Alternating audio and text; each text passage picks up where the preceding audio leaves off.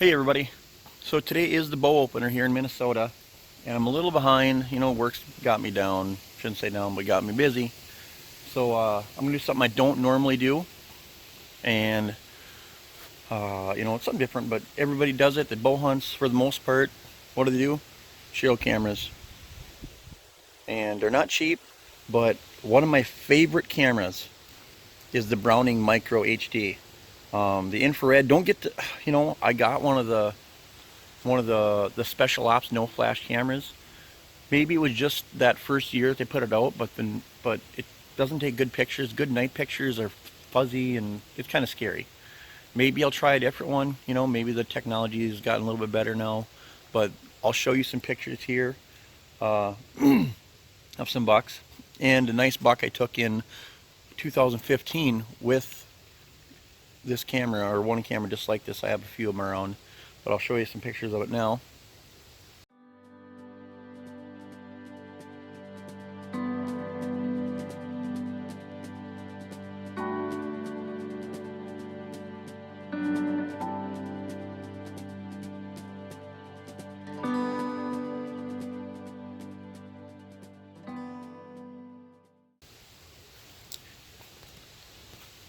And that was a really nice buck I took. Nice clear photos. They take long distance photos. The smaller the deer, obviously, the harder it is to tell exactly what it is for a buck. But I'm going to show you a couple places that I like to hang my deer cameras. Pinch points where there's a big trail coming through, or trails that connect, and they have to go through a certain area, especially early in the year.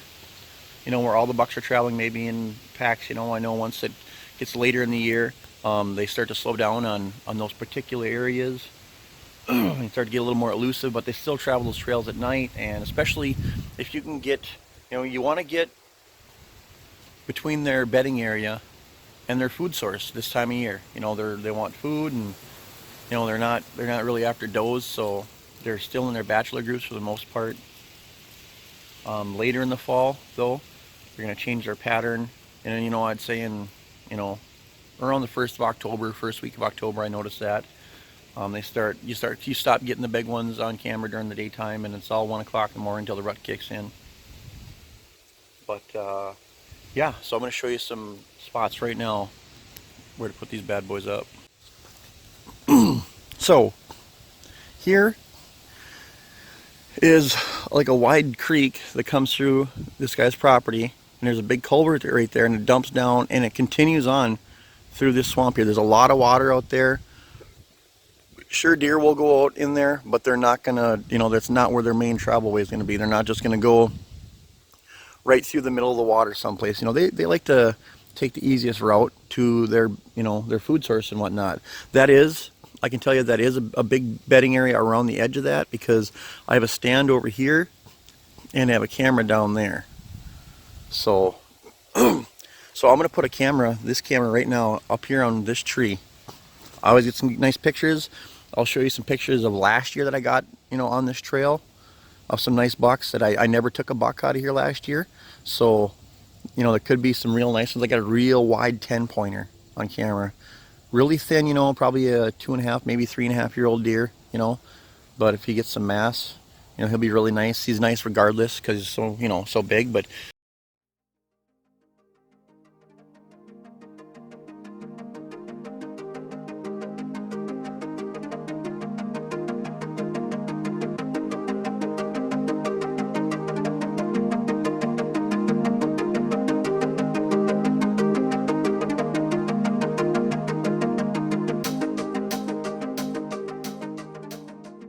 so you guys can see there's a trail right here. There it is right there. Now you can see it. Actually, it's just to the right of the shadow of this tree. A big trail going in back here. Okay, so they're going down this road here. And the other thing, there's a good water source right here next to the road. They just got to walk down and drink. Oh, there's another right here.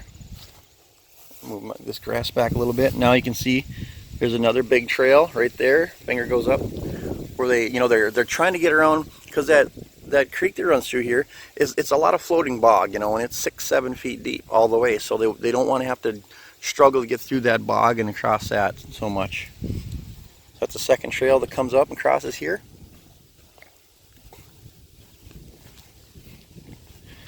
Go down, down, down, down, down.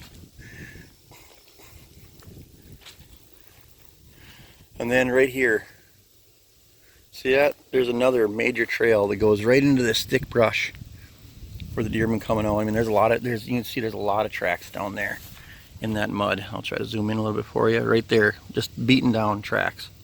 Okay? Now I need to hang this camera.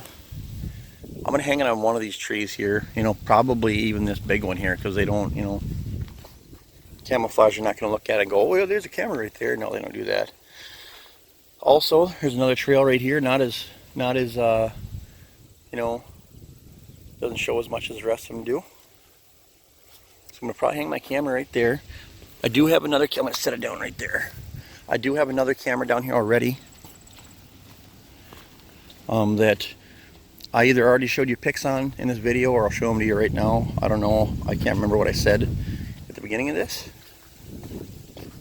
We're gonna walk down, and off to my right is actually just a big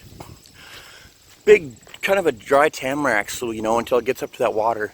And I've hunted over here, you know, quiet, and you hear so many deer rustle around here, and they come filtering out of this swamp everywhere. But there are quite a few trails. There's a trail that goes through here. There was a really nice trail that went right in here at one point, but this tree fell down, and I shouldn't say they quit using it, they just kind of started going around it in a few places.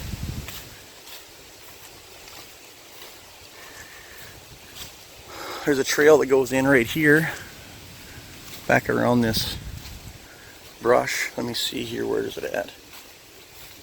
It's not as prevalent right now, but you can, like, wintertime hits and there's tons of tracks there, tracks here. This is a really neat spot. I have a cutty back that I like to hang here. This is an elm tree. Every year there's always a big scrape under this tree, a big community scrape. So I have actually have a safe here. I haven't used it this year yet, but I will. I used to, you know, actually handmade this safe. You know, this is out of 1/8 inch steel. Made this. I mean, somebody with a lock cutter could cut this, but I tell you what, I've had, I don't know how many, probably 7 people on trail camera come up to this, and you know, then all of a sudden I get pictures of their body, and they obviously can't get the camera off, and they just leave it alone.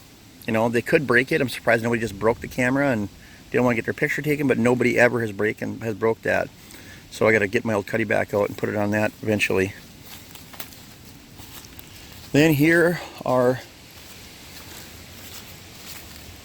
the major trails going down there. There's one there, one here, and that's where that camera is down there I showed you guys earlier. And as we walk up this road, this is that tractor trail. This farmer, he doesn't do crops or anything anymore. He just has somebody cut the hay up there. So it's just like a hay field, you know. But every year there's a big scrape line down this road here too. There's a trail right there that crosses. Now these are game trails that have been here for years. I've been hunting on and off here for like 15 years. Oh, let's see here. I know there's more. There's some decent ones here someplace to cross.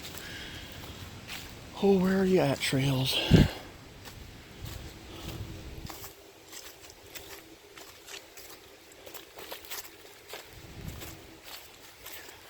Oh, right around here someplace I thought there was a nice one. I shouldn't say I thought, I know there's a nice one here someplace. When everything's growing up, it's still kind of hard to see them. Like this is a good one here. You guys can see there, you can see they cross there. So when I'm rifle hunting down there, I have a shooting lane cut like 75 yards up this hill here. So anything that I see coming either direction, I can shoot with my rifle out of that stand. There's the hay field up there. Kind of just a nice open area. More good trees for scrapes underneath them, overhanging. Just give you a look at the corner of this hayfield here. There you go. Corner of this hayfield, there's a really big trail that goes in right there. Hopefully the wind isn't too bad. You can see nice green out there.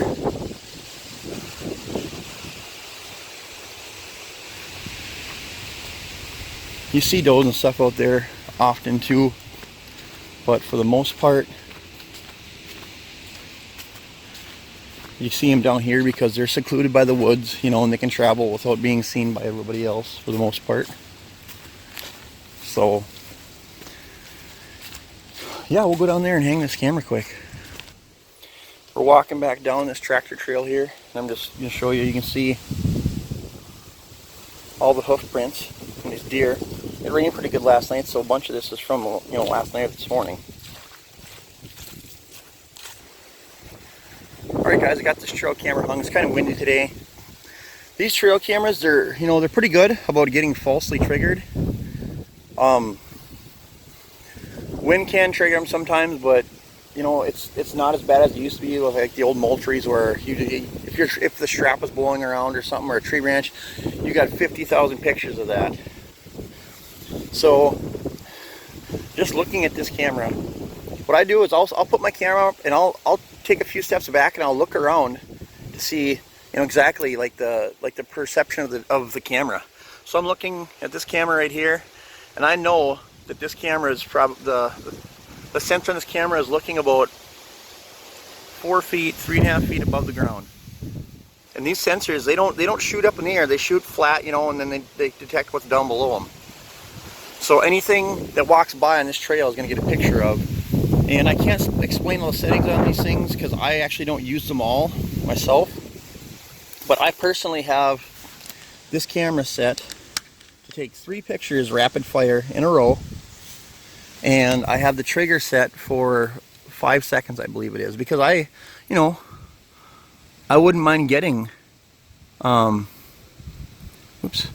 don't mind getting 5 pictures of a buck, you know, that, so I get different angles of the rack, and yes, these luminescents, they do glow, and you might get goofy picture, or you might get a deer looking at it, you know. But you don't scare them away. There we go. Okay. You don't scare them away, you know. You don't see them running and never coming back. Nothing on that order. So I got this set for rapid fire. 3 second or 5 second timer between some pictures. There you go. Close that. The strap, I'm just gonna wrap around a tree branch here and tie it. Not a big deal. Sorry about that. There you go. Anyway, that camera is ready to rock and roll. Catch any deer that walk by on this road. And it should be quite a few, because I mean, you've seen all the trails on this side of the road. There's 3 of them to come up, you know, and the food source, you know, the hayfield is over there. I know that the neighbors have some corn over in this area too, so there you go. But those are good places to hang your cameras. Find a good junction where the deer have to travel by, you know, to get to any place. This is probably the best one here, and it's a great one any place you can find, you know. Water on both sides, they have to travel this tractor road for the most part to get over there. There you go.